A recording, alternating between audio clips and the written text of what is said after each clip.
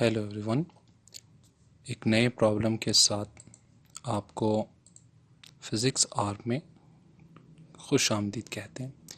ये एक confusing problem है जो अक्सर एंट्री टेस्ट एग्ज़ाम्स में अपीयर होते रहते हैं। ये प्रॉब्लम रिलेटेड है चार्ज ऑन पिट बॉल्स। आप इसमें कंफ्यूज ना हो, आज हम इसे सिंप्लीफाई करके स्टेप वाइज आपको बताएंगे कि इस प्रॉब्लम को किस तरह सॉल्व कर सकते हैं। तो स्टार्ट करते हैं। Question is, two pit balls, each of mass m, having charge q, each are separated from same point with insulating threads, each of length L. The balls repel each other to a distance d, such that their threads make an angle theta with the vertical. The charge q on each ball is given by option A, square root of mg tangent theta by 4 pi epsilon naught d square. Option B, and square root of 4mg sine theta by epsilon naught d square.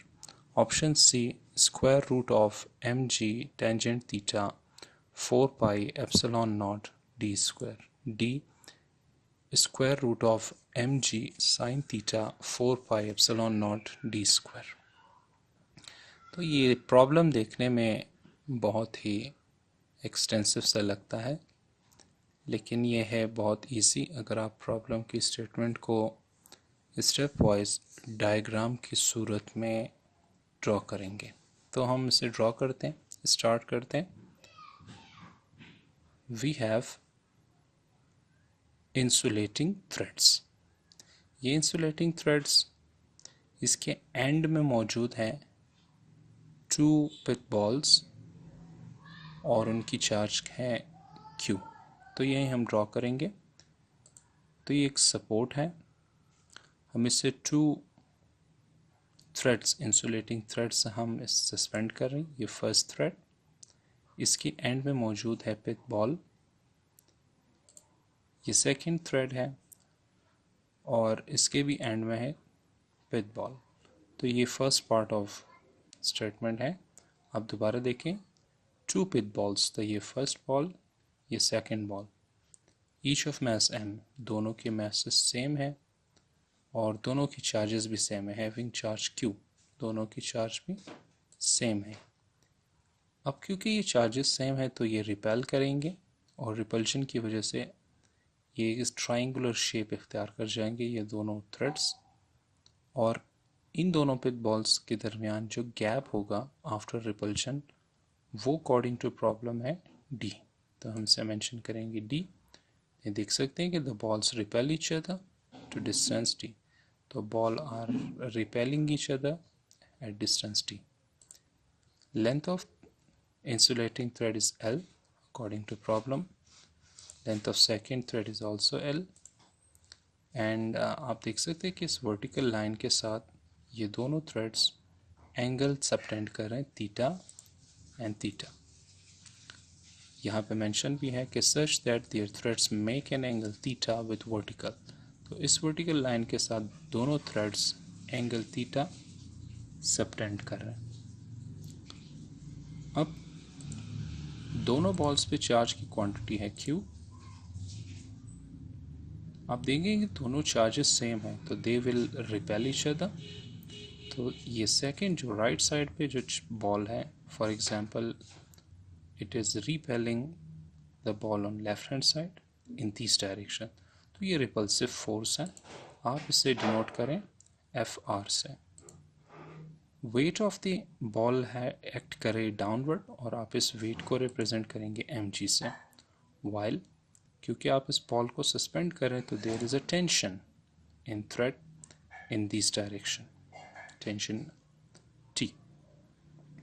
तो आप देख सकते हैं कि इस ball पर three forces eight ए time act कर रहे हैं। First weight downward, second repulsive force and third tension. अब हम टेंशन को रिजॉल्व करेंगे इन इट्स रेक्टेंगुलर कंपोनेंट्स। तो ये बहुत इजी है, हम हेड ऑफ वेक्टर टी से एक परपेंडिकुलर लाइन ड्रॉप कर रहे हैं, ये एक परपेंडिकुलर लाइन है और इस परपेंडिकुलर लाइन को इस हॉरिजॉन्टल लाइन के साथ ज्वाइन करेंगे with help of a vector. तो ये एक वेक्टर है हॉरिजॉन्टल वेक्टर और ये एक वर्टिकल वेक्टर है। तो you know in front of theta जो कंपोनेंट होते हैं वो है वाई कंपोनेंट, तो हम इस कंपोनेंट को टी वाई से रिप्रेजेंट करेंगे Y component and second one T X component. तो मैं इस टी एक्स कॉम्पोनेंट के वेक्टर का एक इक्वल वेक्टर ड्रॉ करूँगा यहाँ पे। तो ये एक इक्वल वेक्टर है टी एक्स का। अब ये डायग्राम हमारी कंप्लीट हो चुकी है। तो अकॉर्डिंग टू डायग्राम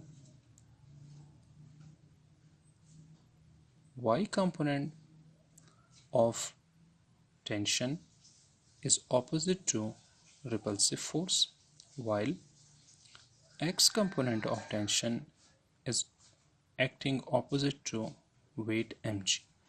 तो ये हमें हिंट यहाँ से मिल चुका है, हम इसी डायग्राम को फॉलो करेंगे और इसे सॉल्व करेंगे। तो डायग्राम आप देखेंगे और डायग्राम से जो बातें हम in form of equation mention कर सकते हैं वो हम मेंशन करेंगे। और like F R is equal to T Y, इन दोनों के मैग्नीट्यूड सेम होंगे, इन दोनों के मैग्नीट्यूड्स क्यों सेम होंगे हमें कैसे पता चला? बिकॉज प्रॉब्लम ने ये नहीं बताया था कि द बॉल इज़ वाइब्रेटिंग और ऑसिलेटिंग, उन्होंने सिंपल बताया था कि the balls are at distance D. It means कि both balls are stationary and they are balanced. अब अगर बैलेंस है तो F R and T Y दोनों के कंपोनेंट्स वो सेम मैग्नीट्यूड्स के होंगे, इसलिए हम यहाँ पे मेंशन करेंगे कि F R is equal to T Y. What is FR? FR is repulsion of charge Q और बॉल Q। तो रिपल्सिव फोर्सेस को आप कूलम्स लॉ से रिप्रेजेंट करते हो, that is T sine theta T Y के लिए and for repulsive force K Q square by D square. ये कूलम्स लॉ मैंने यहाँ पे पुट करवा दिया। सिमिलरली आप देख सकते हो कि वाई एक्सिस पे M G and T X they are in opposite direction but they are having same magnitudes. Secondly, tx is equal to mg and tx को आप रिप्रेजेंट करते हो t cos थीटा से, mg ऐसे आप कहेंगे second equation. अब आप इन दोनों इक्वेशंस को डिवाइड करेंगे, तो डिवाइडिंग इक्वेशन 1 and 2, तो ये डिवाइड कर रहा हूँ मैं t sin theta by t cos theta is equal to K Q square by D square by M G. अब t and t they will cancel each other, sin by cos is equal to tangent theta is equal to kq square d square by mg। अब ये आपके लिए बहुत simple हो चुका है, अब आगे सॉल्व करना वो बच्चों का काम है। तो हमें तो चार्ज की वैल्यू चाहिए थी, इस चार्ज की वैल्यू q की, तो हम यही काम करेंगे, चार्ज को सेपरेट करेंगे और स्टेप्स को सिंप्लीफाई करेंगे। तो by simplification Q is equal to square root of mg tangent theta 4 pi epsilon naught d square। तो ये आपका फाइनल आंसर होगा। हम देखते हैं ये कौन सा ऑप्शन था प्रॉब्लम में, तो आप देख सकते हैं ये प्रॉब्लम में है ऑप्शन सी। तो correct option according to our solution is option C.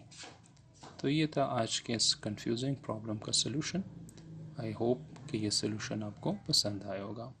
Thank you for watching.